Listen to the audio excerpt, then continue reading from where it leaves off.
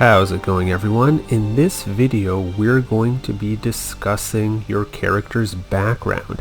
Now when you're selecting a background, you're essentially selecting two skills, a specific pair of skills that your character will have.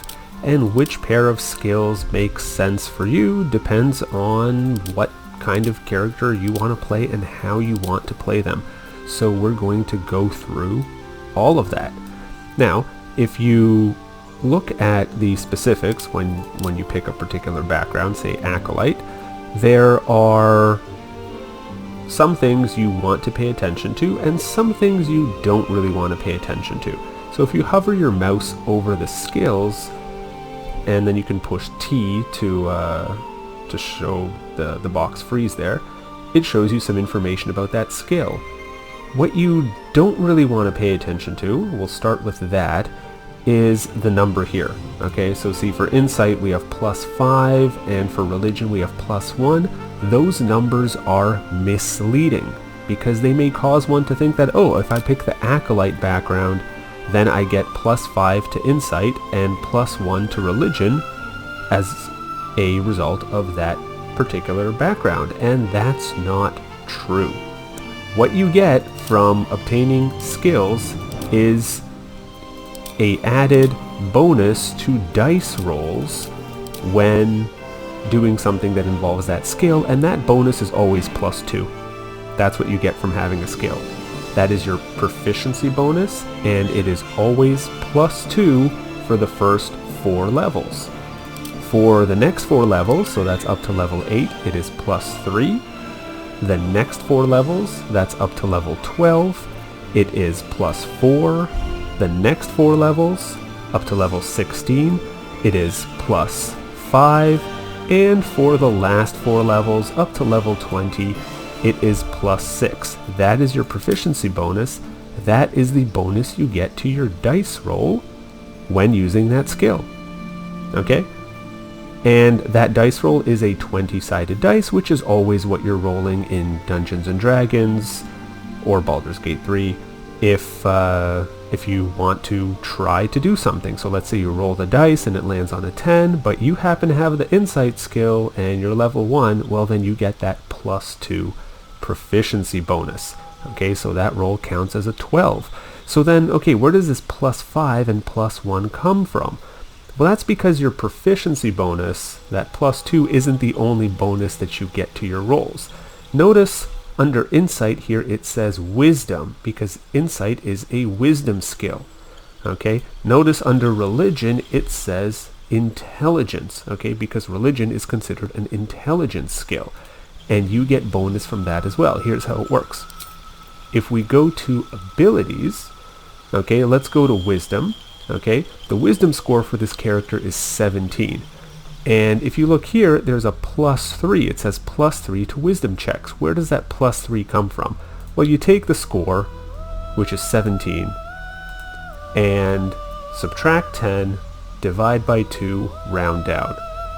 17 minus 10 is 7, divided by 2 is 3.5, round down, that's a 3. Okay, so any time that this character tries to do a wisdom-based activity, they get a +3 bonus. Okay? And then if they also have the insight skill, which is a wisdom skill, they also get a +2.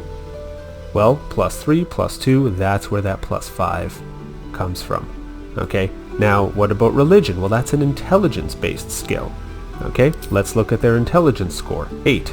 8 minus 10 is -2, divided by 2 is -1. So they actually have a -1, so that's a penalty, right? That's a negative bonus. A -1 to their roll anytime they do anything, try to do anything based on intelligence. Okay, so if they try to understand something that has to do with religion, they roll their dice, they would subtract 1. But if they have the religion skill, well then they also get that +2, so that -1 +2 becomes a +1. Okay, so that's where these +5 and +1 come from. They take into the account the character's ability points and the bonus from those ability points. but the actual skill that is granted with this background, that just adds a +2. And it doesn't matter what skill, what background, it's always a +2. So that's why you don't want to pay too much attention to those two numbers, which can be misleading. Usually the way this character creation is designed, you're actually picking your background before picking your ability scores, which isn't really the right way to do it. You should select your ability scores first. In fact, that's the first thing you should do after picking your class. Okay? Because if you select your ability scores first, well then once selecting your background, then these numbers are actually taking into account the ability scores and bonuses that you already selected. So those numbers can be misleading. That's what not to pay attention to. What should you pay attention to? Well, you should pay attention to the ability that that skill is associated with. For example, wisdom for insight and intelligence for religion. Okay, that's always going to be one of these 6 abilities. In fact, only one of these 5, because constitution is not affiliated with any skills, right? So it's either going to be strength, dexterity, intelligence, wisdom, or charisma.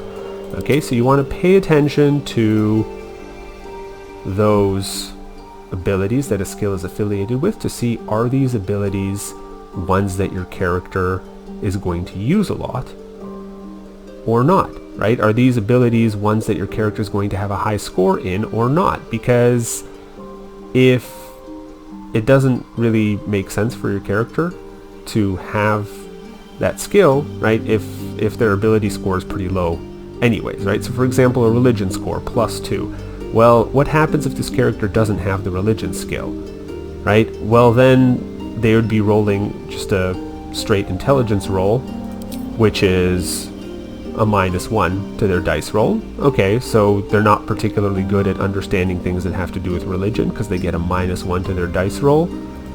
And with that +2, the -1 turns into a +1 to their dice roll. Okay, well, they're still not very good at understanding things that have to do with religion, right? So is it really worth having the religion skill if their ability score is going to be pretty low for that skill? That doesn't really make sense, right? So that's why you want to pay attention to what ability a skill is affiliated with. Whereas if this character has a high wisdom, okay, and this character happens to be a cleric, okay, they have to have high wisdom to cast their spells effectively, right? Well, then that +2 is significant, right? Because they already have a +3 from wisdom, so they're already good at it, and then another +2 on top of that, so that now they're +5. Now they're really good at insight. That's actually a significant bonus because it's a bonus to something that you will be using a lot anyways, right? So you want to pay attention to that. The other thing you want to pay attention to is what kind of activity is this skill affiliated with, okay? Because in Dungeons and Dragons, there's 3 things that you're really going to be doing, okay? You're going to be exploring, you're going to be socializing, and you're going to be in combat, okay? Those are the 3 activities that make up the game. And each skill is affiliated with 1, maybe 2 of those activities, right? So does it match the kind of character you have, the kind of gameplay you want to experience? That's the other thing to consider. So we are going to go through all of these backgrounds and look at does this skill pairing match the kind of gameplay that you want to have. So we'll start with Acolyte. All right, Insight is wisdom, religion is intelligence, okay? So are you building a character that has high wisdom and high intelligence? Now, you need high intelligence if you're going to have a wizard, okay? And you need high wisdom if you're going to have a cleric or a druid. In other words, you're going to be having a spellcaster, right? So spellcasters, typically, except for the charisma-based spellcasters, right? Clerics, druids, wizards, they have to have high intelligence or wisdom. Now the thing with wisdom is pretty much everybody needs wisdom to be reasonably high, okay? Because it is a saving throw, which means you're rolling to avoid something being done to you. Oftentimes you're rolling and adding your wisdom bonus to avoid different negative spell effects or to avoid being tricked into something. So that that's something to consider, right? So wisdom shouldn't be too low anyways. Intelligence, if you're a wizard, you need it. Otherwise, you don't really need it unless you want it for fun, or maybe you want it because you're going to build your character to have some wizard spells even though they're not a wizard. So in that sense, Acolyte makes sense if you're a wizard. It makes somewhat less sense if you're any other class. And the other thing to keep in mind, Insight, that's a skill that lets you tell what someone's intentions are, tell if somebody's lying or not. So it's a socializing skill. Religion is a mix of socializing and exploration. Okay, so someone might make reference to something religious, and if you have a high enough religion roll, you will understand that reference, receive more information, maybe get a hint for some puzzle that's coming up. If you're exploring, you might come across a mural or some scripture or a statue, some architecture, and with a high enough religion roll, you might understand what that particular thing that you found exploring, what that's affiliated with, and that might also provide more information and a hint to solve some puzzle. So it's more about socializing, somewhat about exploration. If that's more the kind of play style you want, then Acolyte makes more sense for you. Okay, now let's go to Charlatan. Alright, so Charlatan, you get Deception and Sleight of Hand. Okay, Sleight of Hand is a dexterity skill. It's exactly what it sounds like. It's for stealing stuff, quickly grabbing stuff.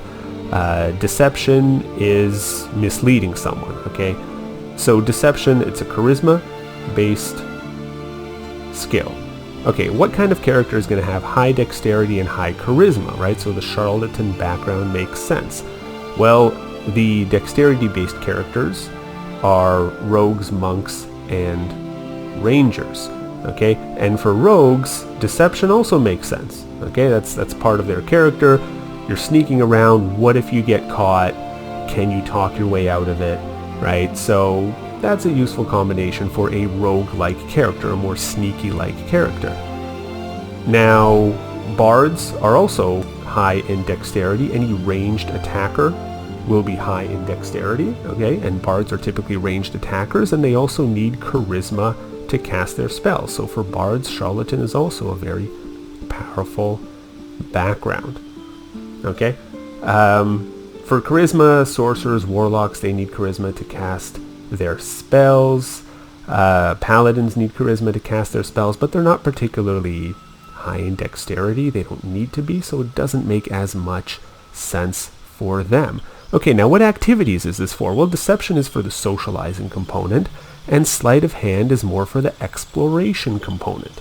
Okay, so again, not really combat based. So if you take a paladin or a ranger, for example, who are very combat based, it doesn't really assist them in their forte, right? So that's something to keep in mind. It's more for socializing, for exploration, not really for combat-based characters. Now that said, you can of course pick it if you want, just because that's the kind of character personality that you want to build. But in terms of optimizing stats, it doesn't really make sense for combat. Okay, so now the criminal background. We have deception and stealth. Okay, notice this is very similar to Charlatan, okay? Deception and sleight of hand versus deception and stealth. Stealth, it's also a dexterity-based skill. It's for sneaking around. So this criminal background, it makes sense in the same way that the Charlatan background makes sense. Okay, do you have a high dex, high charisma character? Are you less about combat and more about exploration and socializing? Well, then that makes sense for you.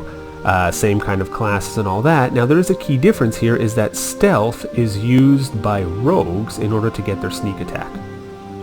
Okay, and that allows them to do more damage in combat.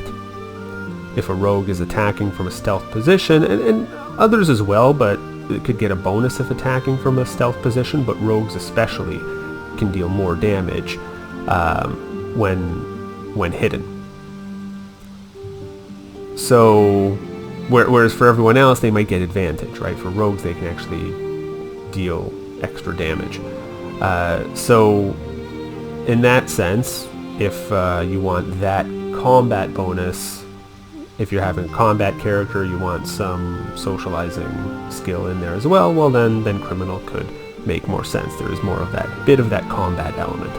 Alright, let's move on to entertainer. Okay, so we've got acrobatics, which is dex, and performance, which is charisma. So again, a dexterity charisma combination. Again, it's good for those characters that are using both. Now, acrobatics, it can be helpful for exploration. It can be somewhat helpful in combat. Performance is very much socializing based. All right, so it's more of a socializing background entertainer, but you do have a little bit of a combat and exploration bonus. Okay, let's go to folk hero. Alright, so we have animal handling, which is wisdom, and survival, which is also wisdom. So if you're playing a high wisdom character, folk hero is a very, very powerful background. What's a high wisdom character? Well, clerics and druids have to be high wisdom, okay, because that's their main spell casting modifier. Okay, this particular character is a cleric, right? And we look at her wisdom, 17, very high, right? +3 to wisdom, another +2 from folk hero, right? So it's a +5 to both of these skills. Okay, very powerful. Now, as for what kind of activities are you doing? This is both for exploration. All right, survival is for exploration. Will you notice certain things in the wilderness when you're exploring? Will you notice certain details? A high survival check increases the likelihood of that. Animal handling, can you calm an animal down if it's a potential threat, or maybe you need to calm it down for another reason? Okay, so folk hero is very strong for wisdom-based characters. Okay, that's clerics and druids, and very strong if you're really into the exploration component of the game. And exploration is it is the most popular component of the game for many players. Now that said, wisdom is something that pretty much all characters need to be not too bad in. Okay, even if you're not playing a cleric or druid, you still want your wisdom to be relatively okay. So folk hero does make sense for anyone then, if you really want to have these exploration based skills. Guild artisan, we have insight, which is wisdom. We have persuasion, which is charisma. Both of these are for socializing. Okay, persuasion, you're trying to get someone to do something, convince them of something. Insight, you want to know, is someone lying? What are their intentions? Right? So if you're really into the socializing component of the game, you want powerful conversation options, being able to know people's intentions, convince them of stuff. Guild artisan, very powerful. Wisdom, again, no matter who you're playing as, your wisdom has to be okay, right? Not too bad. Persuasion is a charisma-based skill, and I mean, if you want to play a character who's doing a lot of socializing, you have to have high charisma anyways, right? So really, you want to be a more social character, you want gameplay more based on the socializing, then Guild Artisan, very good background for you. Okay, moving on to Noble. We have History, which is intelligence-based, and Persuasion, which is charisma-based. Okay, so now this is similar to Acolyte in the sense that it's for socializing and a bit of exploration. Okay, Persuasion is socializing-based, it's a skill for that. History is a bit of both. Okay, you're talking to someone, they make a history reference, you make a high enough history roll, you'll be able to understand that reference. Or you might be able to say something that has to do with a high enough history roll and have that conversation option. In terms of the exploration, again, you might come across a mural, architecture, statue, that sort of thing. With a high enough history roll, you will understand more about that. The game will give you more information about that, and that could be a hint to a puzzle. All right, so, and again, if you're into the socializing aspect of the game, you want high charisma anyways. Intelligence, you don't need it to be high unless you're a wizard, but of course you can make it high if you want. Okay, so similar to Acolyte, except you have religion there instead of history, persuasion there instead of insight, but If you're a wizard, it's especially useful because your intelligence is high anyways. If you're not a wizard, but for whatever reason you decided to have okay intelligence, you like socializing, maybe a bit of exploration, it's a good background for you. Alright, Outlander. So we have athletics and survival. Athletics is strength-based, survival is wisdom-based. Okay, we talked about wisdom being relatively important for everybody. Survival, so again, this is noticing things in the wild, knowing things about survival, so it's good for exploration. Might come up in conversation, but it's more of an exploration activity. Athletics is strength-based. So strength, it's one of those abilities that's like intelligence. Okay, if your class doesn't need it, then you don't particularly need it, but you can have it at a high score if you want it. Okay, so who needs high strength? That's the barbarians, the fighters, and the paladins. Okay, they have high strength anyways. Okay, so if you want to add athletics to that, which might help you in a combat situation, might help you in exploration, then sure. Okay, if you're not playing a barbarian, a fighter, or a paladin, why do you have high strength? Right? You don't really have much reason to have high strength. If you want it, okay, then maybe athletics makes sense for you. Right? So athletics, it's more a combination of combat and exploration. Survival is based on exploration, right? So this particular background, if you're not interested in doing much socializing, you're more about exploration, combat, then that makes sense. Alright, Sage. We have Arcana and History. These are both intelligence-based skills. Okay, History we talked about. Arcana, it's similar, but instead of knowledge about history, it's knowledge about magic. So this can affect conversation options. This could affect how much information you get from things that people say if they make a magic reference or a history reference. So it has that socializing component.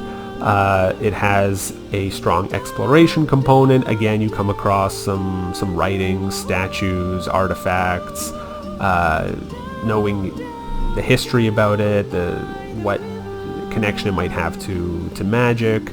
That could provide some hints for you. All right, so if you're more about exploration, then that's a good combination for you. They are both intelligence skills, right? So they make sense if you have a high intelligence score. So if you're a wizard, you need a high intelligence score. If you're someone else, maybe you'll decide to make it for whatever reason. So let's say you're playing a wizard who likes to do a lot of exploration. Well, Sage makes a lot of sense for you, and I mean, the name Sage even suggests that anyways. So, moving on, Soldier. Okay, so this is an interesting one, right? Because it implies that you'd be good at combat, right? So we have athletics there, which is a strength-based skill, right? Which you would be high in, right? If you're playing a barbarian, a fighter, or a paladin, you would have high strength. Okay, athletics can help you with exploration and with combat.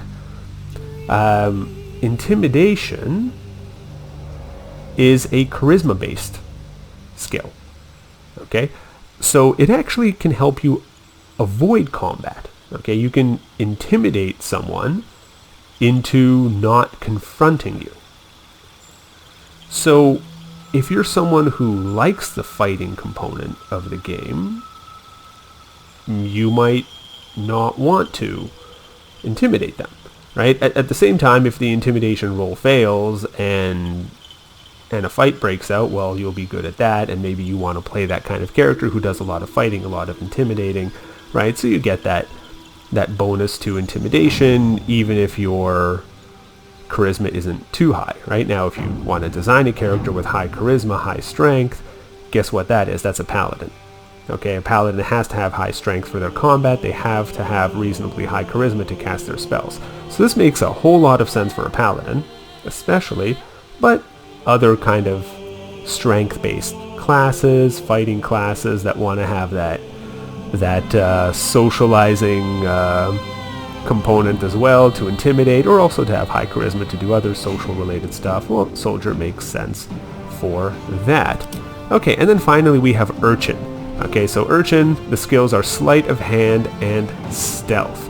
These are both dexterity-based skills. They make a lot of sense for a dexterity-based class. Rogues, monks, rangers, bards are also dexterity-ish, right? They need charisma to cast their spells, but they're typically ranged fighters.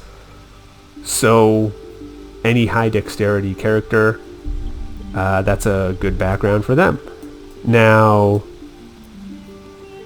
in terms of the kind of play activities, well, stealth is exploration based, but how we mentioned before for criminal background, especially if you're playing a rogue, stealth can help you in combat. And sleight of hand isn't combat based, it's more about exploration based, stealing, that sort of thing. So this urchin background, it's more about exploration, but with a bit of a combat element to it as well. Very powerful having both of these skills if you have a high dexterity character. So I hope that helps you decide which background to go with, and until next time.